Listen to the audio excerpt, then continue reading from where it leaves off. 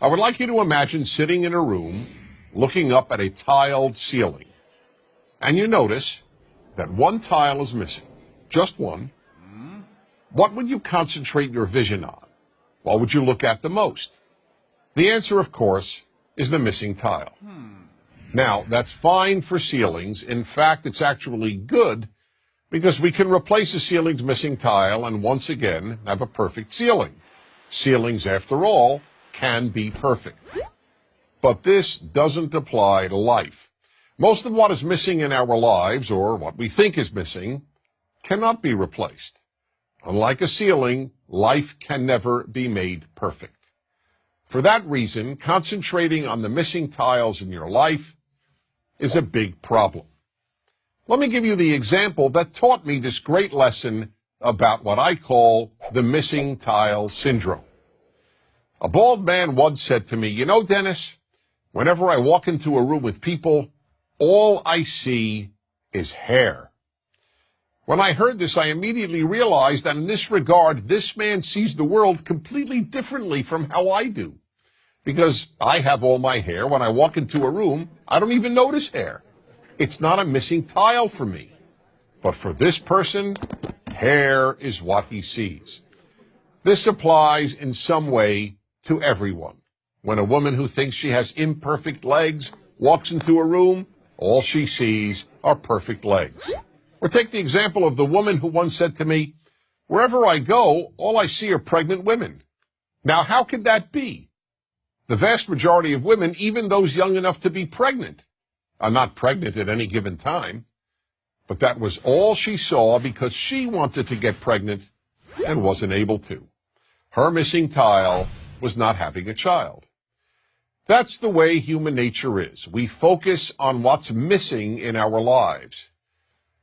The missing tile syndrome is a very big obstacle to happiness, so big, in fact, that it makes happiness almost impossible.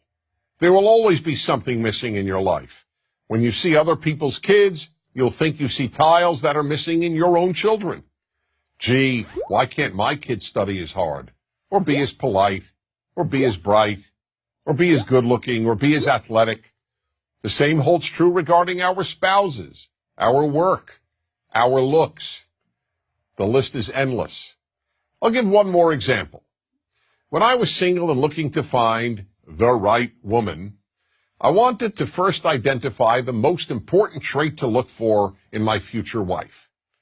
So after almost every date, I would call my best friend Joseph and announce, "Joseph, tonight I identified the most important trait in a woman."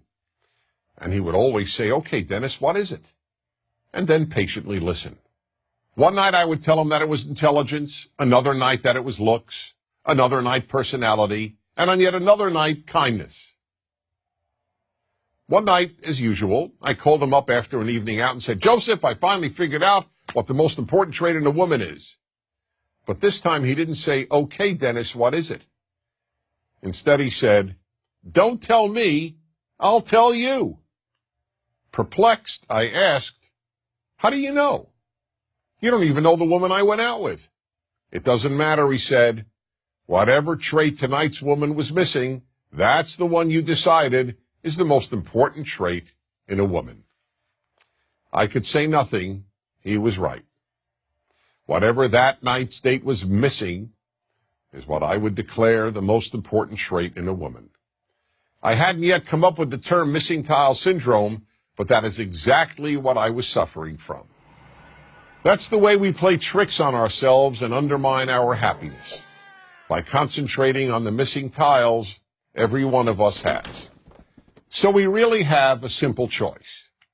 Do we focus on the rest of the ceiling, on all the tiles we do have, or do we focus on the ones we're missing? To a large extent, the answer to that question will determine how happy you will be. I'm Dennis Prager.